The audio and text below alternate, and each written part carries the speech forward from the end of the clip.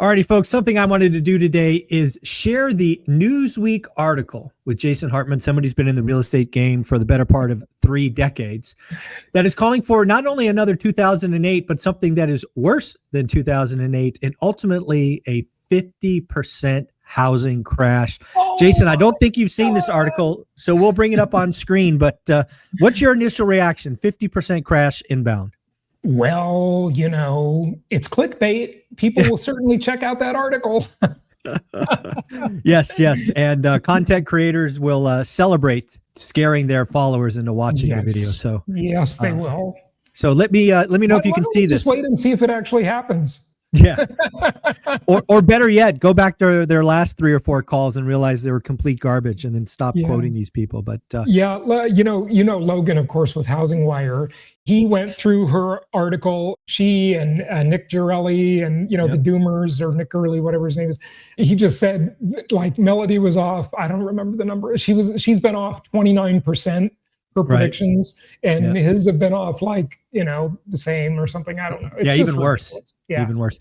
But let's get into this. I got, when this came out 6 days ago, 100 people or so sent this to me, asked me to react. Basically, a lot of people said, see, I told you, Zuber, you're wrong. Melody's right. Oh, yeah. But here we go. We're going to actually we're going to go through the article, and I'll just ask you to respond. So here's the headline. Price correction worse than 2008 coming to the housing market. That's the title. That'll make you click for sure. But let me just read a couple of paragraphs, and then I'll stop and let you respond. The U.S. housing market is going to face a price correction worse than 2008, according to housing analyst Melody Wright, who expects home prices to drop in half, starting as soon as next year. I see it happening over several years. So in fairness, not 1 year, with the potential to determine faster than the last cycle, she told Newsweek. For instance, prices did not bottom into 2012 during the last cycle. I believe we could get started in earnest next year on price declines and see rather large drop historically speaking, but I still think it could take several years to bottom. So what do you start with this one? Well, she's giving herself a lot of leeway there. Let me just tell you, folks, Zuber and I will not always be so realistic and some would say optimistic about the housing market, okay? Because when we get to the late 2040s, we are looking at a demographic cliff, okay?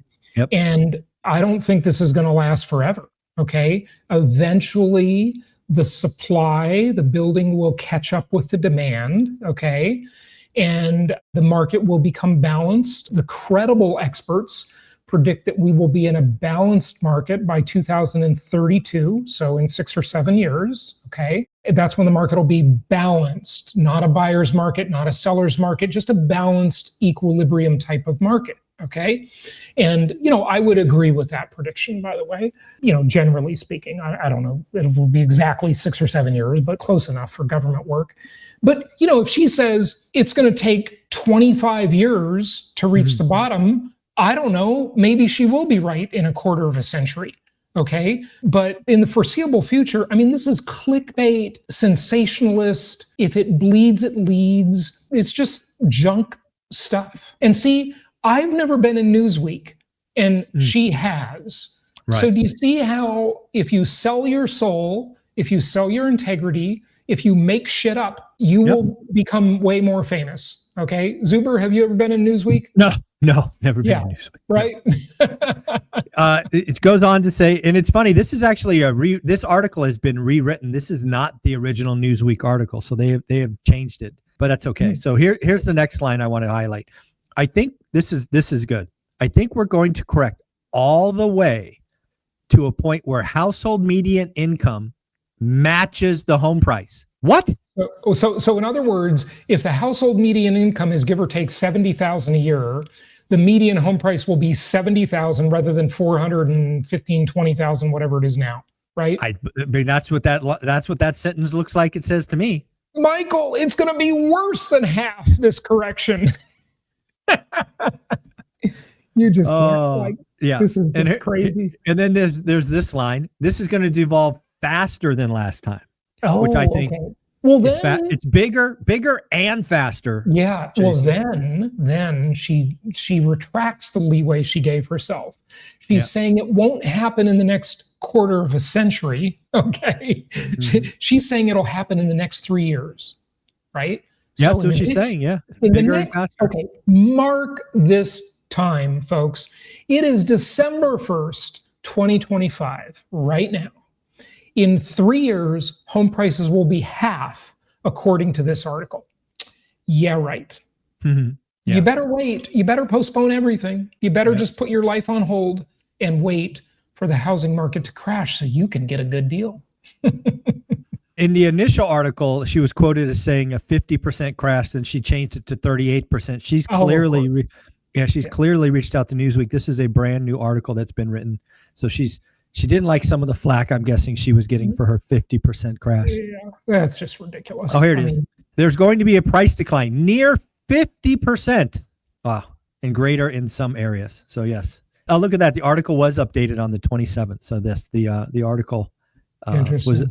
So Melody Wright apparently reached out to Newsweek and said, guys, stop saying I said 50% crash. So she had them rewrite the article, which is interesting. But keep it in the headline so people will click. Yeah. And then in the actual body of the article, change it. And, I'll give you an example of another doomer, my buddy, George Gammon. Okay. You were asking about him the other day. So I took a screenshot of this thumbnail that also said, and this was several months ago, that housing prices will go down by 50%. Right. But the interesting thing is that's obviously clickbait, because in the video, if you listen to the video, he waits until the very end, because that's the whole game of YouTube retention, and he's very good at that. Okay. You want people to stay till the end of the video, right? Because that increases your ratings. And at the very end, he says, maybe house prices will come down a couple of percent. Yet the thumbnail says 50%, and it's this gory graphic that shows this incredible crash. Folks, you got to wake up. The biggest cost, the biggest risk to your financial future is no longer making a mistake of doing something that doesn't work out very well. It is making the mistake of doing nothing. Yeah. That is usually the bigger mistake. But because the human mind is very bad at evaluating what doesn't happen, we tend to just gloss over it. Okay. It's the old thing I say all the time. You can't hear the dogs that don't bark. Okay. Right. This is just the way our minds work. We're trained to notice what does happen, not what might have happened. Okay. Right. That's just the way we work. And there's a profound impact of the things unseen. And what is unseen in most people's financial life is the decision they didn't make because some doomer scared them, and they basically lost the ability to have a good gain in their financial life. The thing that gets me about doomers is they're renters and broke. Yep. And if you're trying to build wealth, why are you listening to renters and people who are broke? You got to control assets, folks. The people with the assets are the people that win the game. Yeah. I've actually come up with something. I'm curious if you think this. You're a Gen X like me. So there was a daytime TV show, I don't know what they're called, whatever, by a guy named Jerry Springer. Oh, yeah. That was hilarious. It was totally trash. I mean, are you thinking people don't know what that show is the way you reference it? Yeah, I don't know. I don't know that millennials know Jerry Springer. Well, that's funny because Jerry Springer was this talk show that was so sensationalist. He would have people on the show that were jilted ex-lovers, and then he'd bring out the other partner from behind stage and they'd fight, like with their fist. It was really, and that's, it actually came to me the other day when I was talking to someone. I'm like, these wannabe financial experts that get on Newsweek like Melody, or get on CNBC like Nick, right? Nick Gurley's been on CNBC lots of times, right? He wrote that article about how the Airbnb market was going to crash the overall real estate market. He was totally fucking wrong. Okay. I mean, he was so wrong. It was so hilarious. And I pointed that out on my show at the time of all the things he didn't mention. Remember, you can't hear the dogs that don't bark. It's what he didn't say that counted. Okay. Yeah. And why he was wrong. But go ahead. Yeah. But every time I see this now, I'm just going to say Jerry Springer. That's going to be my comeback now. That's Jerry good. Springer. That's a code Jerry word. Springer. Jerry Springer. Because again, and I think it's fair, Jerry Springer was sheer entertainment. Oh, yeah. For broke people that were home during the day. Yeah. I mean, just think about it. It was on at like 2:00 or whenever it was, 11 in the afternoon. Yeah. When all the welfare recipients are sitting at when home. you were not at work. Right. And, you were a brokey. Yeah. Right. The people building wealth, owning assets, working, they were not watching Jerry Springer. Right. So if you're getting your financial advice from Jerry Springer, guess what? You are going to be broke. That is such a good point. A buddy of mine used to work for a very famous company called Agora Financial. Okay. Mm-hmm. And he learned a ton of things there. Very smart guy. Okay. And one night we were having drinks and he said to me, what we do, and I was there with a couple other Agora people as well, friends of his, right? Mm-hmm. And he said, what we do is financial entertainment. Okay. Yeah. You have to understand that. There's a difference between legit financial analysis and market analysis and market forecasting and entertainment. Okay. Mm-hmm. And Agora, for all their greatness and all their great marketing and all the brilliant people that work there, they're about like the largest newsletter company in the world, by the way, if you don't know them.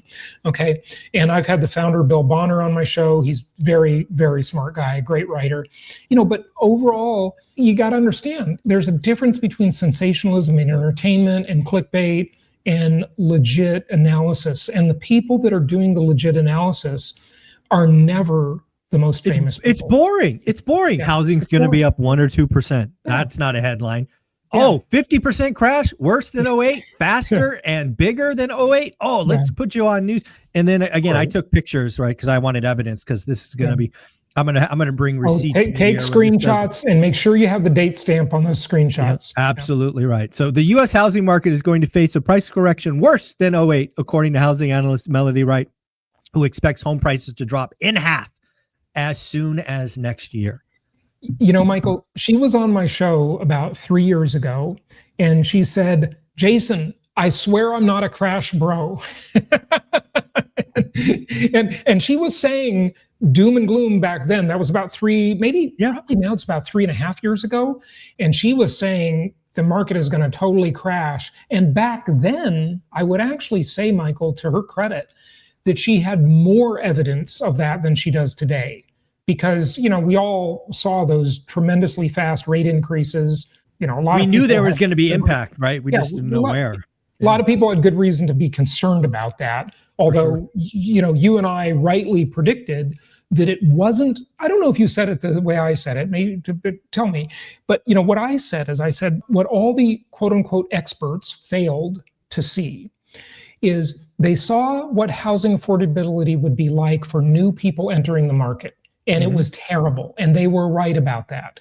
And they thought that would lead to a crash. But what they didn't see was a much larger issue. Okay, so if we take 4 to 6 million people, maybe on average, buying a house every year, right? There's a transaction about 4 to 6 million, okay? That's the transaction number. What they talked about was that, right? Of the new people buying, entering the market, and how unaffordable it was. Saying it's gonna crash because it's so unaffordable.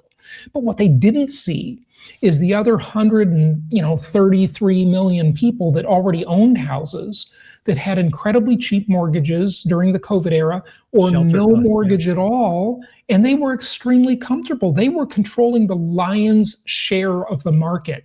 The people not selling, the people not doing anything, the dogs that didn't bark were the ones controlling the market.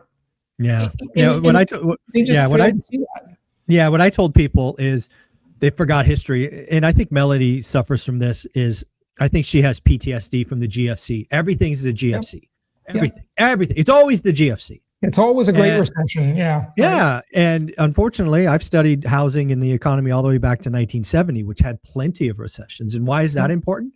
Because when the idiots like Nick were calling for a housing crash in 2022, I was like, no, guys. Well, Nick was calling for a crash long before 2022. Just so you know. But this is when he hit my radar. It was in 2022. And I'm like, guys, you're missing the point. We're going to have a transaction crash, right? Affordability doesn't mean prices fall. Right. There's this thing in economics called price elasticity. Yep. Prices is very sticky. But what can happen is transactions could crater, 10-year or turnover would fall, average tenure would grow, and bingo bango, it did happen. So what I was telling people, we would have a crash, but it would be in transactions, not price. Lo and behold, that's exactly what we had. You were exactly right. And another thing people kind of fail to realize, I've noticed this mistake a lot. They seem to have this idea like that's very, very firmly planted in their head. And the idea is that because housing was affordable, by a certain number, maybe 3 times income. Okay. If the housing price was 3 times income before, it has to revert back to that. No, it doesn't. Nobody said that it does. Nothing has to revert to a trend line, because that doesn't take into account the amount of supply, the population change. It doesn't take into account all of these other. Well, it doesn't even take into account freaking interest rates. The only time price and income matter, and every time Nick throws up that chart, I'm like, you're such a moron. But I get it. It's a pretty chart.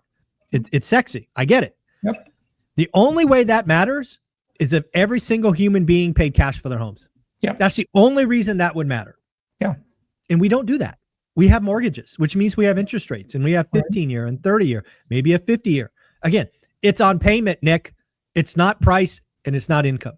No question about it. Stop creating the opportunity costs for your fans who didn't do anything. Right. But let's dissect that just one more level. Okay. So maybe to his credit, and it's not to his credit actually, but to the credit of the concept. Real estate is largely a credit-based asset. Correct. And when credit dries up, it constricts purchasing power, no question. So if someone was able to get a 2.5% mortgage during COVID, and now they got to pay 6.5, that matters a lot. Of course. But remember, that only matters for new buyers. It doesn't matter for all the people that already have the deal. Yeah, the people that bought years. or refied have an unfair advantage for the rest of their life. They have a shelter cost that is reduced, abnormally low, which means as their income rises, and folks, we've had 29 months in a row of real wage growth, not nominal, real wage growth. Adjusted for inflation. Yeah. Yes. And people are just like, they just don't. And here's another one. We'll close on this topic because it's just so funny how Jerry Springer gets quoted everywhere. That's what I call them from now on. They're all just Jerry Springer. The doomers are the new Jerry Springers. That's all they are. They're just Jerry Springers. They're entertaining broke people, and good for them. Broke people need entertainment. Yeah. And they're usually broke people too. Of course, they're renting. Of course. Yeah, I gotta say, before you say that, Michael, there was this one guy that was trolling me like heavily for a while on Twitter and YouTube, and he kind of stopped because his crash didn't occur, right? Yeah. He was telling me how wrong I was and how, and I just love it. And, he was, I'm sure, a brokey. Okay. Oh, sure. Like, I'm wealthy. If you're going to find an example of someone to follow the guy who's actually done it. The person in the field, that's who the credit belongs to, like that famous, quote, right? The credit belongs to the man in the arena, right? Follow that person who overcame the obstacles, who actually did it, who jumped in and did it, who wasn't the chicken on the outside, the spectator, right? Yeah.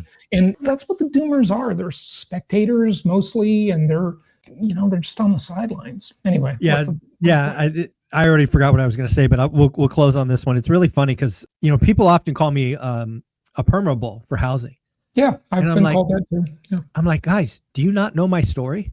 The biggest decision I made in my life is I sold all my houses in 2006. Wow. I sold all 8 of them. I had 8 houses. I sold every single one of them.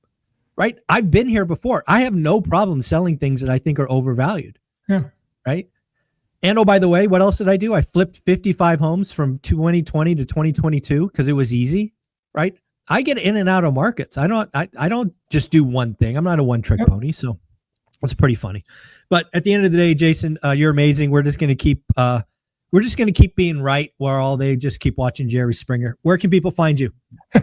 Hey, jasonhartman.com or any podcast platform or YouTube, just type Jason Hartman. You'll see me there. And you'll also see me in Las Vegas. Yes, sir. At the One Rental at a Time conference. I'm so excited about that. And that is on Valentine's Day in Las Vegas. So it's going to be great to see everybody there. Michael, where can they get tickets for that?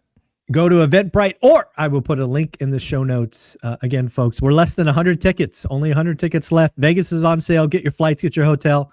We'll see you there President's Day weekend. Jason, you're amazing. Thank you.